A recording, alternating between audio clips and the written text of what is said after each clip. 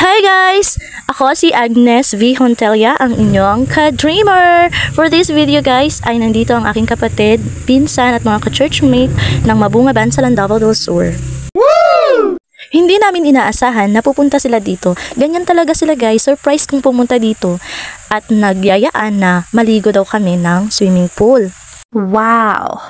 Kaya bumili agad kami ng saging na hinog para daw may pangkain kami doon. Kahit ganyan lang guys, okay lang. Basta makaligo lang daw sila ng swimming pool dito sa Pulomolok. Bumili rin kami ng kamote. 25 ang kilo ng saging na hinog guys. Tapos itong kamote, 60 pesos ang kilo. Dito lang din kami bumili sa barangay namin guys. Kapatid ko nga pala itong kasama ko guys. Ang anim siya. Kasama niya ang aking ina doon sa Mabunga Bansalan, Davao del Sur. Nagpapasalamat ako sa kanya dahil naging katuwang siya ng aking ina doon. Bumili rin kami ng hilaw na saging. Meron din kasing gustong kumain ng hilaw. Tapos isawsaw sa bagoong. Diba masarap yun? Yummy! Sila ang gumastos niyan guys. Dahil wala naman akong pera ngayon eh.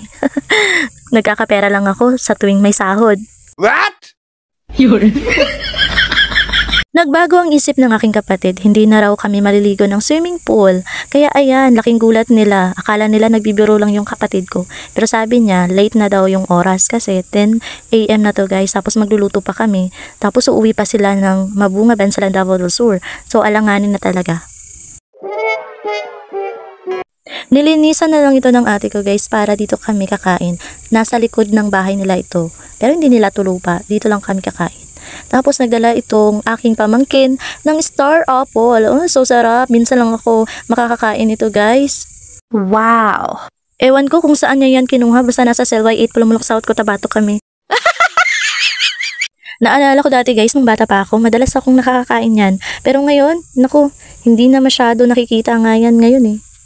Laking tuwa ko talaga na nagdala yung pamangkin ko. Oh, star apple talaga yung inuna kong kinain guys. Nag-post na ako nito sa Reels. Lahat, yan talaga ang comment. Star apple yung gusto. Kasi yung saging, kamote, palagi naman yan. Pero itong star apple, minsan lang ito.